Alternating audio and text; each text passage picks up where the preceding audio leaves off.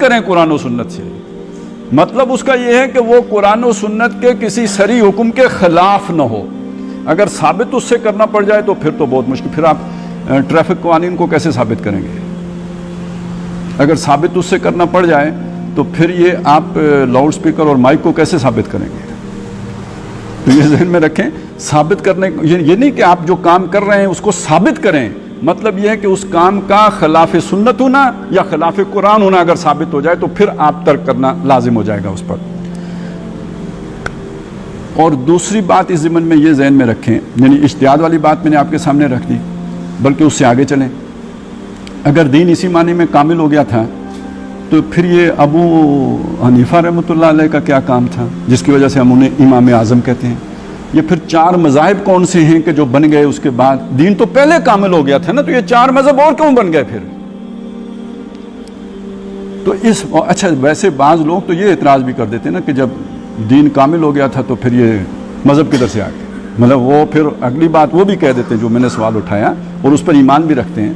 لیکن میں یہ سمجھتا ہوں کہ یہاں تو اس طرح کا کوئی آدمی نہیں بیٹھا ہوگا، وہ تو سمجھتے ہیں نا کہ اس کی ضرورت تھی، اور بلکہ اختلاف بھی ہیں، نماز پڑھنے کے طریقوں میں اختلاف ہو گیا ہے، اور روزہ کھولنے کے اوقات میں اختلاف ہو گیا ہے، یہ سارے اختلافات ہوئے ہیں، اور یہ سارے اختلافات قرآن و سنت کے تابع ہی ہیں۔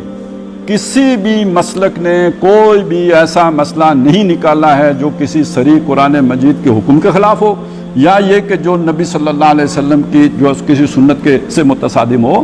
یہ انہوں نے اس کے اندر رہتے ہوئے یہ اجتہادات کیے ہیں اور یہ سارے اپنے مکاتب فکر بنائے ہیں۔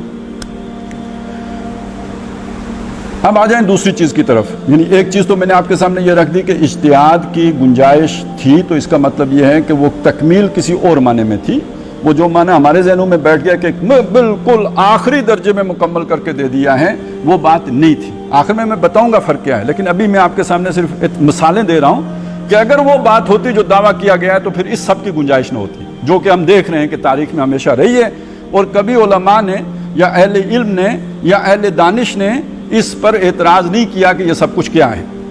یہ صرف ہمارے دور میں آ کے یہ اعتراض پیدا ہوا، اور خاص طور پہ منکرین حدیث یا منکرین سنت نے یہ اعتراض پیدا کیا کہ یہ، اور اس مزاج کے لوگوں نے یہ اعتراض پیدا کیا۔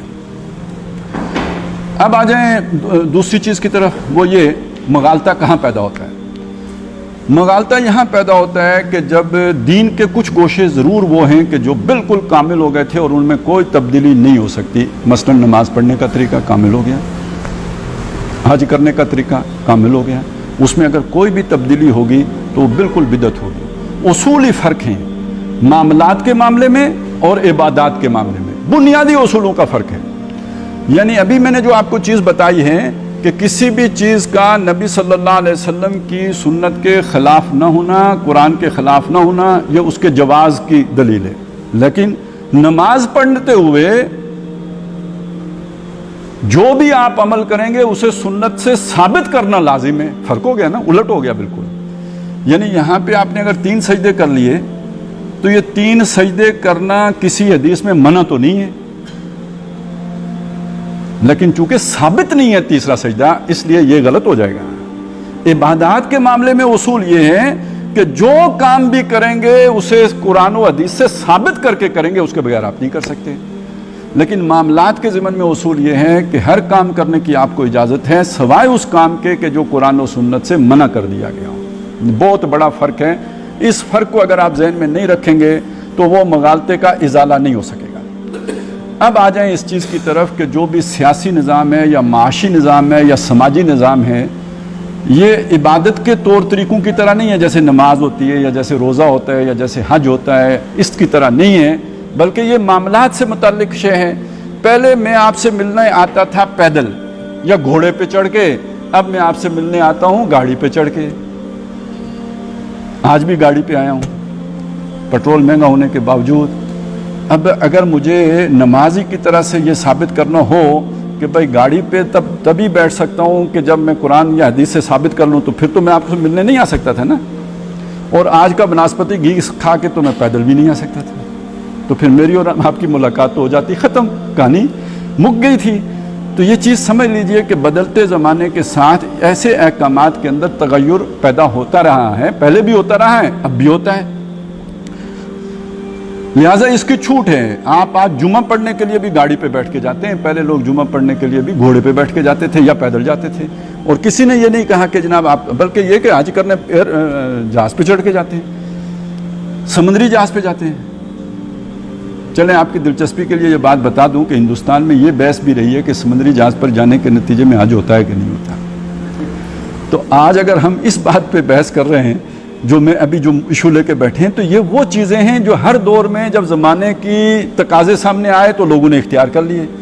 جو لوگ اپنی روایت کے ساتھ چمٹے ہوتے تھے یا چپکے ہوتے تھے وہ اس پر اعتراض کرتے تھے, اور پھر یہ کہ 30-35 سالوں کے بعد چپ چاپ وہ بھی وہ کام کرنا شروع کر دیتے تھے. ابھی آپ کو پتہ ہے جب لاؤڈ سپیکر شروع میں آیا تھا تو اس کے بارے میں بھی اسی طرح کی باتیں ہوئی تھیں, اور پھر رفتہ رفتہ وہ تو اب یعنی ہر مسجد کا جزو لا ینفق ہو گیا ہے. نماز کا بھی بلکہ حکومت کو پابندی لگانی پڑی یار کہ اس پہ چیخنا چلانا ذرا کم کر دو, لوگوں ڈسٹرب ہوتے ہیں. اس سے اگلی بات یہ ہے, یہ تو سب ہماری آنکھوں کے سامنے ہوا. اب جو میں بتانے لگا ہوں وہ تھی ویڈیو. جب یہ ویڈیو آئی ہیں تو اس کو قیاس کیا گیا تصویر کے اوپر, اور تصویر پر قیاس کر کے کہا گیا کہ یہ بت ہے اور بت تو حرام ہے, تو جس نے ویڈیو بنائی اس نے شرک بھی کیا, تو پتہ نہیں کیا کیا کیا. اور میں نے وہ لوگ اپنی آنکھوں سے دیکھے ہیں کہ جو کیمرے کو دیکھ کر ان کو یعنی اس طرح خونخوار آنکھوں سے اسے دیکھتے تھے کہ جیسے آج کل ہمارے ہاں خنزیر نظر آتے ہیں, تو ان سے جس طرح کی اباحیت ہوتی ہے اس طرح وہ کیمرے سے اباحیت محسوس. بلکہ ان کے ساتھ وہ ہوتے تھے ان کے وہ جو کیا ہوتے ہیں ہٹو بچوں والے مشٹنڈے, تو وہ لوگوں کو دھکے دے کے مطلب دور کرتے تھے کہ خبردار ہمارے جو ہے نا بزرگ, ان کی تصویر نہیں لینی ہے اور کوئی فوٹوگرافی نہیں کرنی ہے اور ویڈیو نہیں بنانی ہے. ان سب کی ویڈیو بھی دیکھی ہیں, تقریریں بھی دیکھی ہیں, جن کی پیٹھوں سے جو ہے نا وہ ریکارڈ ہوتا تھا ان کی بھی دیکھی ہیں. میں نام کسی کا نہیں رہا, ابھی بھی سب موجود ہیں آپ کے سامنے, بلکہ کوئی زیادہ ہی کھل آ گئے ہیں اب. لیکن یہ کہ شروع میں ان سب کا منع تھا. تو زمانہ اپنی ڈھب پہ لے ہی آتا ہے, آپ نہ بھی آنا چاہیں تو وہ اس کی ڈیمانڈ آپ کو وہاں پہ لے کے آ جاتی ہے.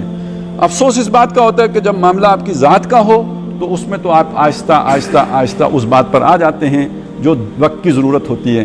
وہی معاملہ جب دین کا ہو تو آپ اڑیل بن کے تو کھڑے ہو جاتے ہیں, ماننے کے لیے تیار نہیں ہوتے.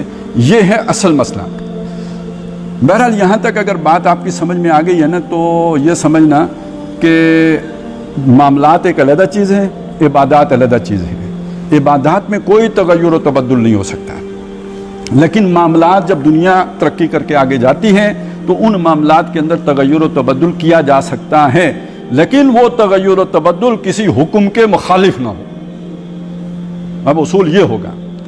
اب اس کو سامنے رکھتے ہوئے اب آئیے کہ جو اللہ تبارک و تعالیٰ نے ہمیں احکامات دیے ہیں قرآن مجید میں, ذرا ایک سرسری سا ان کا جائزہ لے لیتے ہیں. دیکھیں نماز کا اللہ نے حکم دیا, بار بار دیا قرآن مجید میں. نبی صلی اللہ علیہ وسلم نے کر کے دکھا دیا اور ساتھ بتا دیا کہ جیسے مجھے نماز پڑھتے ہوئے دیکھتے ہو ایسے ہی تم نے نماز پڑھنی ہے. اب قیامت تک اسی طریقے پر نماز ہوگی, اس میں کوئی تبدیلی نہیں ہو سکتی. ایک طرف رکھ دیجئے. نکاح, طلاق, تفصیلات قرآن. اب دیکھیے سورہ نساء کھولیے, سورہ بقرہ کھولیے, سورہ طلاق کھولیے, سورہ نور کھولیے, سورہ احزاب کھولیے, آپ کو اتنی تفصیلات ملیں گی. نکاح طلاق کی تمام چیزیں بتا دی, کھول کے حیض تک بتا دیا, ہر شے کے بارے میں تفصیل سے بتا دیا. اب اس میں اور کیا آپ کو رہنمائی چاہیے, یا آج آپ اور کیا عقل کا گھوڑا دوڑائیں گے؟ اللہ تبارک و تعالیٰ نے اس معاملے میں ساری تفصیلات بھی کھول کر بتا دی. وہی اللہ ہے. جب معاشی نظام کا معاملہ آیا تو اس نے چند قوانین سے, حالانکہ معاشی نظام سماجی نظام سے بالا تر چیز, زیادہ تفصیلات کا طالب ہوتا ہے. آج آپ سوچئے سوشیالوجی میں جو ہے نا ایم اے ماسٹر کرنا مشکل ہے, یا یہ کہ اکنامکس میں ماسٹر کرنا مشکل ہے؟ اس میں زیادہ پیچیدگی ہیں, بلکہ اکنامکس کے کئی شعبے بن گئے ہیں. تو اکنامکس ایک زیادہ پیچیدہ جو ہے وہ میدان ہے. اس کے بارے میں قرآن مجید نے اتنی رہنمائی نہیں دی جتنی کہ آئلی قوانین کے بارے میں دی ہے. اس کے بارے میں ایک تو یہ بتایا جی کیا